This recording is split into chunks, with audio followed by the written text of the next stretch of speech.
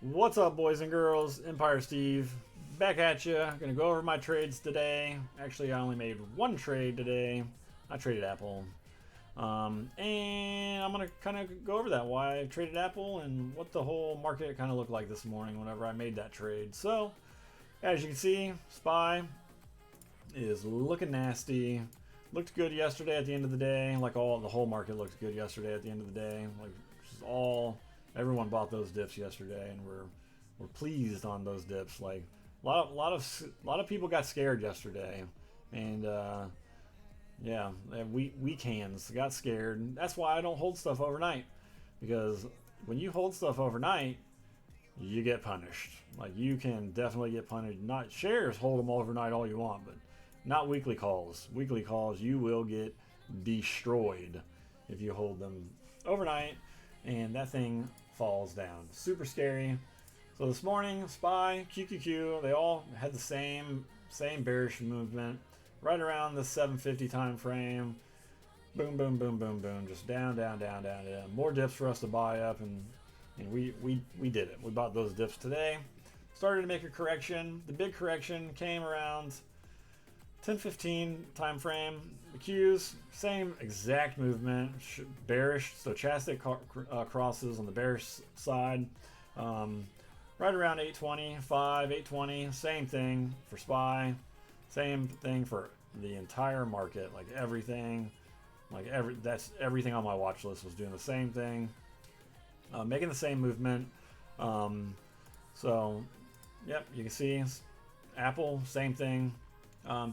Apple started to correct right around, actually it tried to around 945 area, but it didn't. The big one didn't come until later. Like 1020 is technically when I should have gotten into Apple, but I wanted to get in at a better price, and it looked like a bullish trend was coming anyway. Like I didn't think that we would just continue down. That's just speculation. That's just me guessing that. Like nothing really showed me that there was going to be a huge rip. But anyway, it worked out for me, right? So it worked in my favor. I wasn't wrong, and if I was wrong, I just would have got out, lost a little bit of money, and moved on to tomorrow. And just be done with it. So the reason why I played Apple is because it made that huge move to the downside yesterday. 118.39 all the way to 126.71 is a high for the intraday, and that's a huge move. $8 move. That's crazy. And the main reason why I picked playing Apple was because I noticed the last couple of days, huge volume. Look at all that volume. Apple always has big volume. If you can learn Apple, if you can learn the Qs and SPY, you can literally just play SPY, QQQ, Apple. You could literally just play. I mean, Tesla costs more money, so I don't play Tesla all the time, just because the premium NIO has nice volume every day. You can see it, big volume. Not as big as Apple. But Apple's is huge. So the reason why I got the 125 was because of that huge volume on the 125s, and I knew 125 was an achievable number if there was any kind of bullish momentum, and like in the Qs, and you can see it was straight bullish. Like that was a great dip to get into. Bam, bam, bam, easy money. The odd thing is that Apple its rip does not look as significant as the Qs. Like the Qs made a big rip. Apple not as big of a rip, but it didn't matter. I still made good money. I got in. I bought the 125 calls that expired this week. I paid 99 cents for them. I bought them at 10:07, so I got them right around this area in this candle over here. Actually, I think it might have been this candle. Yeah, this is the 1010 candle. I got them at 10:07. The Apple at the time was 122 and like 35, 122.35, what have you. So again, I thought 125 was achievable, and boy was I right. It did hit its head here. I almost sold my calls here, but I didn't. I kind of wanted to wait and see if there was maybe a dip and then a possible rip, because it did look like at the time there was that dip on the Qs here, like same time there. The dip on the Q's here, and then it made it continue. But the fact that Apple didn't continue is a little bit odd. So I sold at 12.12. So I sold over here on this candle. As soon as I saw that there was any kind of resistance again, hitting its head on 125. It did make it through 125, but then it hit its head. I was like, okay, I'm done. I'm gonna be done for the day. It's now lunchtime. I'm getting out. I'm gonna make my money.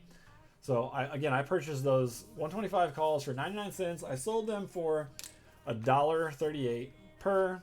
So I ended up making $427.10 in just a tad over 2 hours worth of work. As being I wasn't in the position very long at all. 2 hours. That is a little bit longer than what I like to be in positions, but it still worked out in my favor. Had I played the 123 strike calls, since it was 122, had I played the 123s, I would have made more money, but I wouldn't have been able to get as many of them, and then it would have been safer. So if I was going to recommend for any of you on what position you should have bought around here, I would have went with the 123s for sure, or the 124s, not the 125s. 125s are a little bit risky, a little more risky. But you can see, we'll just go to the 123s. Had you played those at 10 o'clock, like I had done it at 10:06. Wait, we're the 24th. At 10:06, these were $1.70, we'll call it, and moved to 243. Like that's a pretty big move. You could have held them longer to 275, like 100%. The 124s, 123s and 124s would have been safer. Here's the 124s. These were $1.23 of a low, and then got up to 205. That's about $70 per. So 100%, I could have made more money, and you could have made more money if you went closer to at the money. But I made that choice because I thought maybe 125 was achievable, and I didn't lie. It really was. It got to a high of 125.10, 125.12, I think. So anyway, I made decent money. I'm happy. My goal is, I don't know if I've told you guys this before, my goal is to make $500 a day. I don't always make $500 a day. Sometimes I lose $500 a day.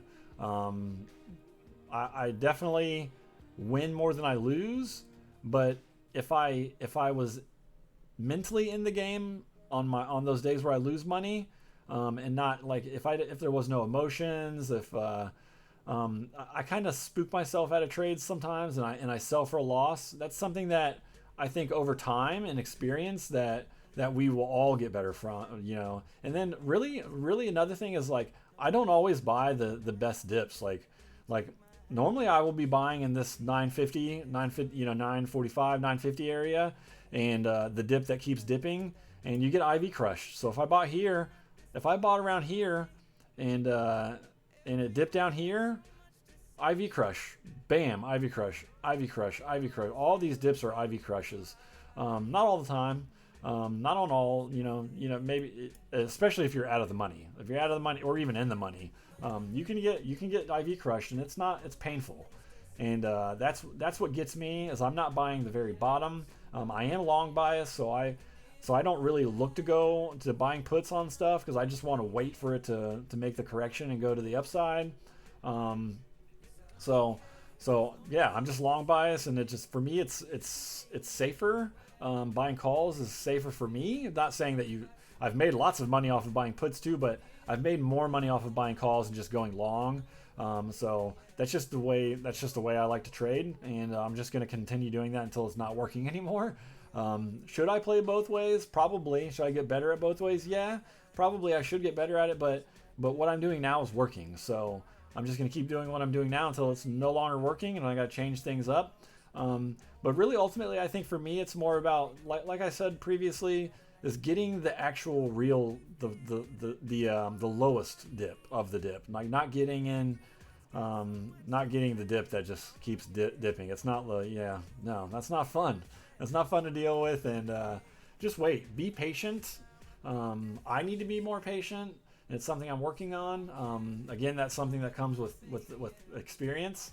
So yeah, be more patient. I'm definitely going to try and be more patient. I've been doing much better lately with my patience. Yesterday and today, I've forced myself to be more patient, and it's working out. So anyway, if you guys want me to go over anything in another video, anything you want me to talk about, if you want me to show you like a full like buying and selling on Webull, or anything else that maybe is you want me to look into or make a video for, just make a comment in the comment section. And if you enjoy my videos and want me to keep doing them, hit that like button. Take care and see you later.